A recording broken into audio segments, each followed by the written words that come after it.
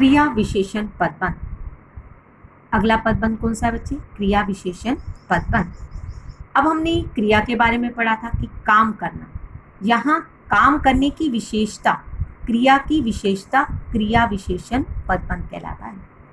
जब क्रिया की जो विशेषता बताई जाती है उसे क्रिया विशेषण पदबंध कहते हैं। अब क्रिया की विशेषता कैसे बताई जाती है, अब हम इसको समझते हैं।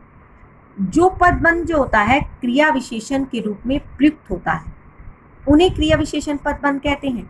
लेकिन ये बात समझेंगे कैसे कि क्रिया विशेषण में मुख्य जो है क्रिया की विशेषता है और प्रविशेषण क्या है, उसके ऊपर आश्रित पद है, अर्थात दूसरा विशेषण उसके ऊपर क्या है, डिपेंडेंट है, और क्रिया क्या है, उसके अंदर मुख्य है।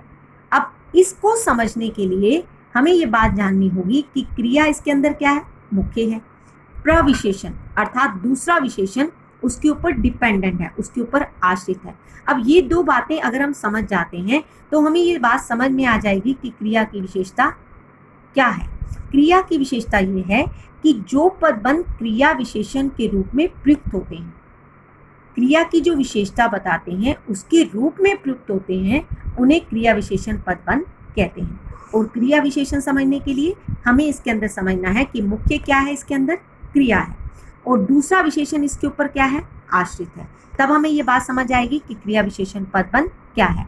उदाहरण के द्वारा समझते हैं। वह बहुत जोर से बोलता है। बोलता है क्या बच्चे, क्रिया है, अर्थात मुख्य क्या है, बोलना है, लेकिन जोर से क्या है, प्रविशेषण है, अर्थात प्रविशेषण इसके ऊपर क्या है, आश्रित है। तो ये क्या बन गया, क्रिया विशेषण पदबंध।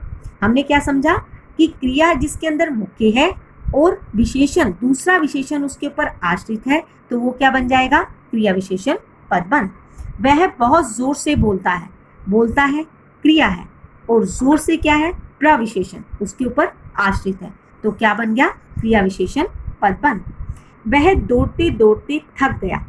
थक गया क्या है, क्रिया है, और दौड़ना क्या है, उसका प्रविशेषण, अर्थात दूसरा विशेषण जब इसके साथ जुड़ जाता है तो वो क्या बन जाता है, क्रिया विशेषण पदबंध। सूरज धीरे धीरे डूबता जा रहा है। डूबता जा रहा है, क्रिया है, लेकिन क्या बता रहा है, उसकी विशेषता को बता रहा है कि वे धीरे धीरे डूब रहा है। यहाँ किस विशेषता को बता रहा है कि वे दौड़ते दौड़ते थक गया है। यहाँ क्या बता रहा है कि वे जोर से बोलता है, ये इसकी विशेषता है। ऐसा भी समझा जा सकता है, अगर हम प्रविशेषण को नहीं समझ रहे हैं तो ये तो समझ सकते हैं ना कि ये क्रिया है, ये इसकी विशेषता को बता रहा है, तो वो क्रिया विशेषण पदबंध है। ये प्रविशेषण का अर्थ है जो उसके ऊपर आश्रित है, उसके ऊपर डिपेंडेंट है। हमारा खेत इस कोने से उस कोने तक फैला हुआ है। अब जो कोने तक फैला हुआ है, फैला हुआ क्या है, क्रिया है।